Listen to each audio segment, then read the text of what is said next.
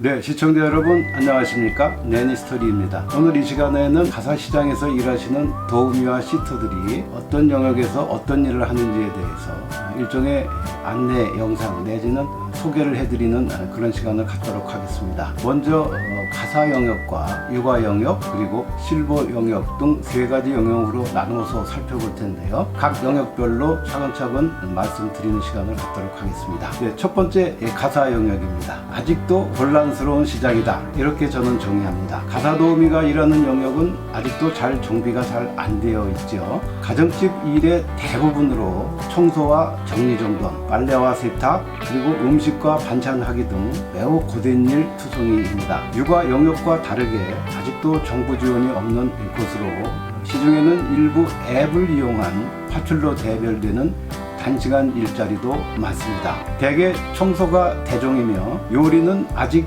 활성화되지 않았습니다. 올해부터는 공인 가사도우미 제도가 시행됨에 따라 보다 활기를 띨 것으로 전망되는 업무 영역이기도 합니다. 그러면 출퇴근과 입주의 특성에 대해서 한번 알아보겠습니다. 출퇴근은 일하는 본인의 여건에 따라 반나절, 보통 4시간 이내를 말하죠. 또는 풀타임, 8시간 내지 9시간을 일하는 것을 지칭합니다. 고된 일이긴 하지만 자기 거처에서 눈치 보지 않고 편하게 잘 수 있고, 또한 자기의 특기대로 청소 또는 요리를 선택해서 일을 할 수 있는 장점이 있는 반면에 입주에 비해 보수가 적은 것이 좀 단점이라고 하겠습니다. 그 다음으로 입주입니다. 입주는 24시간 동일 공간에서 일하고 먹고 자는 경우인데 일단은 출퇴근에 비해 보수가 많습니다. 다만 편한 잠자리를 보장하기가 힘들고 온종일 있다 보니 각종 문제가 발생할 소지가 많습니다. 결국 출퇴근이나 입주 모두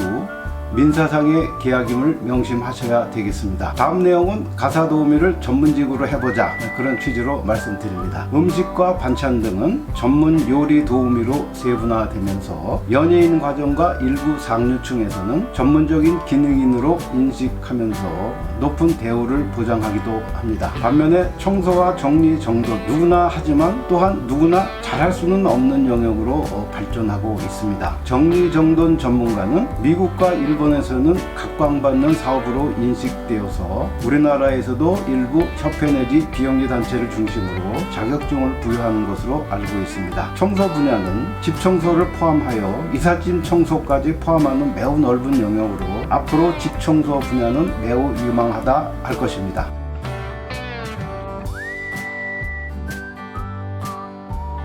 네, 두 번째는 육아 영역입니다. 저는 육아 영역은 애틋하다, 이렇게 말씀을 드리는데요. 육아 영역은 이른바 유모로부터 유래하는 아주 오래된 직종이기도 합니다. 출산 직후 이용하는 산후, 산모 도우미로부터 육아 도우미 내지는 아기 돌보미 등 명칭도 다양합니다.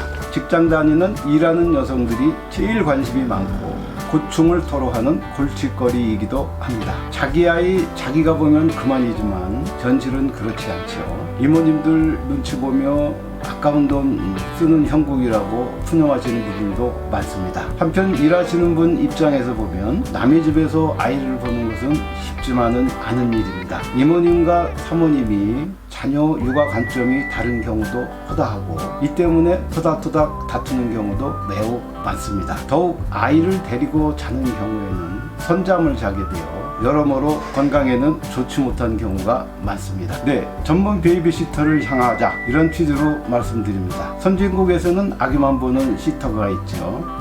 하지만 우리네 형편은 그리 평탄하지 않습니다. 많은 사모님들이 같은 돈이면 그 돈에 애 보면서 가사일도 시키려고 하는 경향이 아주 농후합니다. 하지만 장기적으로는 전문 영역으로 발전해야 한다고 봅니다. 왜냐하면 가사와 육아는 엄연히 다른 영역이기 때문이죠.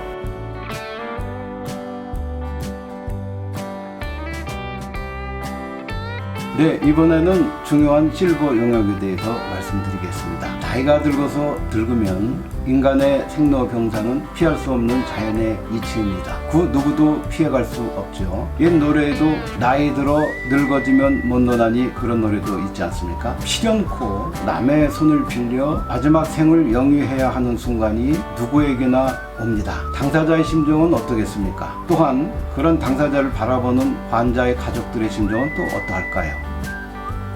100세 시대 그리고 출산율 저하로 65세 이상의 고령자가 점점 늘어나는 지금 실버시터 또는 실버 도우미는 때로는 간병인과 요양보호사로서 또 어떤 경우에는 적적함을 달래주는 말동무로서 우리 곁에 있곤 합니다. 다음은 가사 간병인의 역할 증대에 대해서 말씀드립니다. 가정요양이 점차 증대하고 입주 도우미의 역할 요구도 같이 늘어감에 따라서 소위 입주 가사 간병인의 수요가 점증하고 있습니다. 다시 말해 입주하여 환자도 돌보고 나머지 다른 식구들도 건사하는 일까지 요구하는 경우인데 수요에 비해 공급 즉 지원자가 많지 않아서 결국은 부르는 게 값인 현실이기도 합니다. 결론적으로 간병과 요양보호는 희생과 봉사에 마음이 있어야 하는 업무로서 이를 단순히 돈벌이 하는 업무로서 본다면 많은 문제가 발생할 수도 있음을 저의 경험상 말씀드립니다.